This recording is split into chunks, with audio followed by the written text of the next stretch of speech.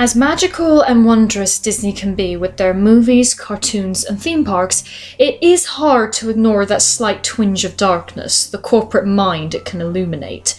There's always that mindset in groups of projects that are there to make money only and not think about the quality of film. This can be seen in eras such as the Disney sequels and Disney Channel original movies.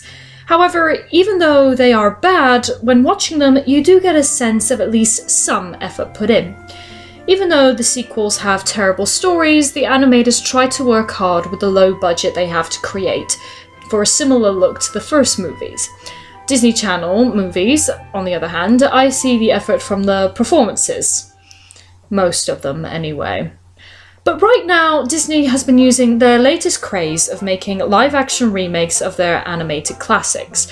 Most people believe it started with Tim Burton's Alice in Wonderland, and in my opinion, I don't see it as a remake, more like a sequel to the original book and not the cartoon, making it its own unique thing.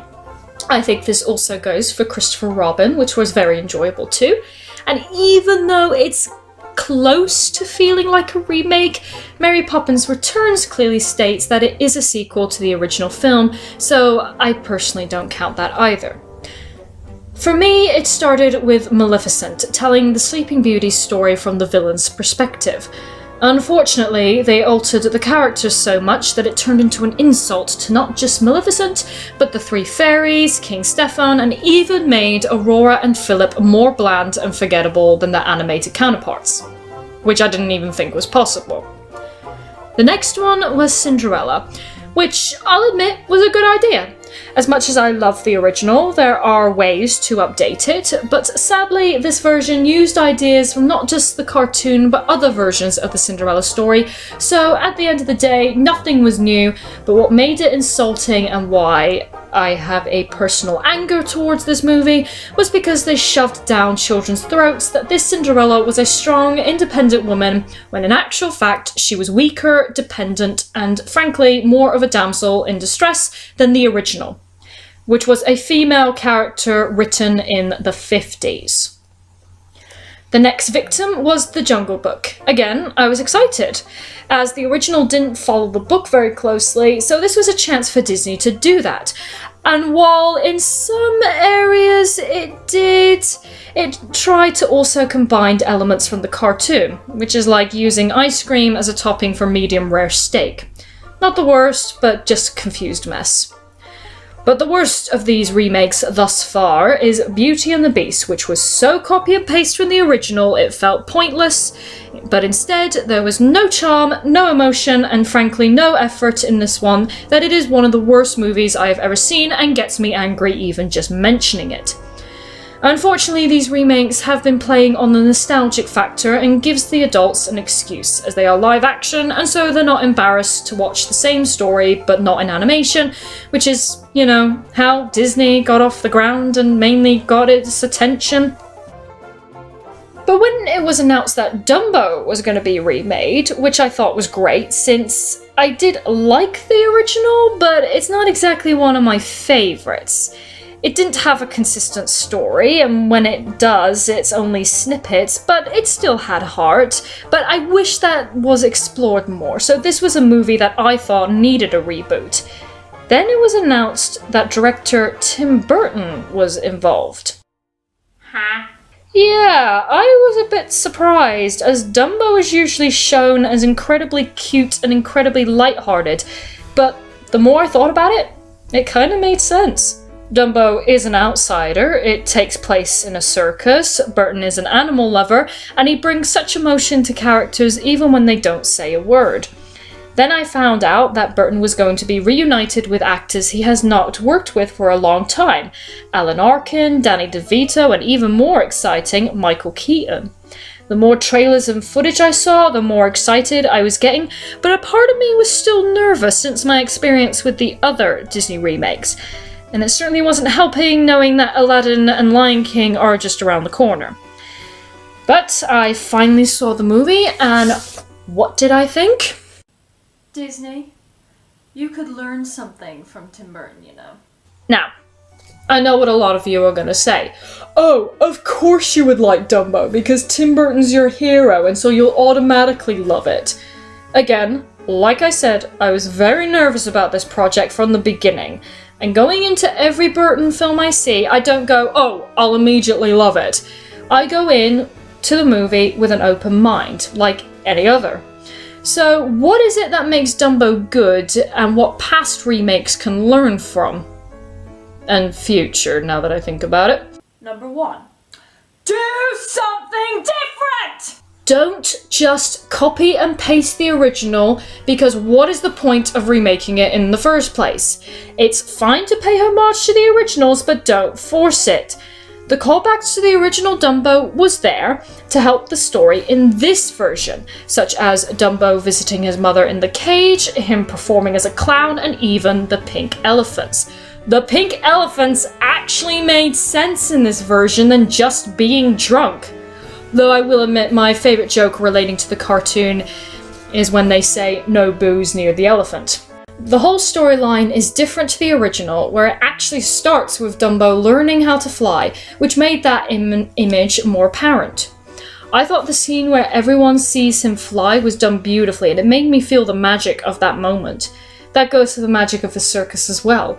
Seeing all the different acts was a spectacle. The costumes, the set, all played their part in making the colours stand out. Number 2. Keep the heart. This was definitely kept, and even expanded with regards to Dumbo and his mother. Their scenes were beautifully handled, and it brought them out the message of both animals and family. What I loved was that even though Dumbo was, as they say, a miracle elephant that can fly and try to make his acts more daring, he is still an animal and wants his mother above everything else. His story also parallels with the human characters, with Holt and his 2 kids. Holt has come back with only 1 arm from the war and has been demoted from stunt horseman to taking care of the elephants, to the point where, to help Dumbo, he has to dress up as a clown. He also has trouble being a single parent with his wife gone, as well as understanding that his kids, especially his daughter, doesn't want to perform in the circus. So both Holt and Dumbo have disabilities and are shunned in different ways, go through separation, but still try to maintain a family. The main difference is Dumbo goes through things as the child and Holt as the parent. So it speaks to both sides, which I really love it when they do this in family movies, where it both speaks to kids and adults.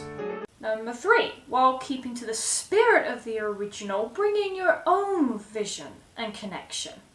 I knew from the get-go that Tim Burton would put his own vision into Dumbo, and this is one of the reasons I love his movies. You can always pick up on the director in the chair when you watch them, and therefore that personal connection to the project. He creates such worlds, and I was so excited to see the world of the circus come to life through his eyes. Seeing the comparison between the travelling circus and the amusement park was brilliant, which honestly could be a slight metaphor for the Disney company. I always find that Tim Burton has a love-hate relationship with Disney, going back to his days as an animator. In a recent review, he stated he wanted his Dumbo to feel like the older days of Disney, taking inspiration from the golden days being Snow White, Pinocchio, Fantasia, Bambi, and obviously Dumbo. Those films had plenty of magic and wonder, but also had a lot of darkness. They had a lot of emotions all throughout the story, which made them seem more alive and colourful for audiences. Which, honestly, I can see from the older days of Disney.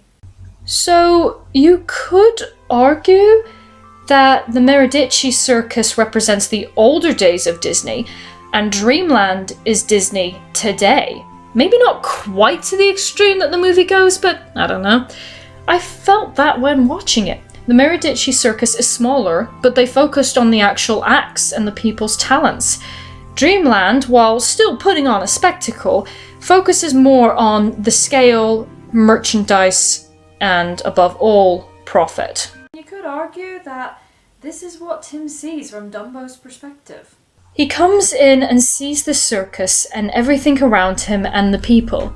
However, when he enters Dreamland, even though he shows his skills that they've asked, they don't quite know what to do with him because it's not exactly what they wanted.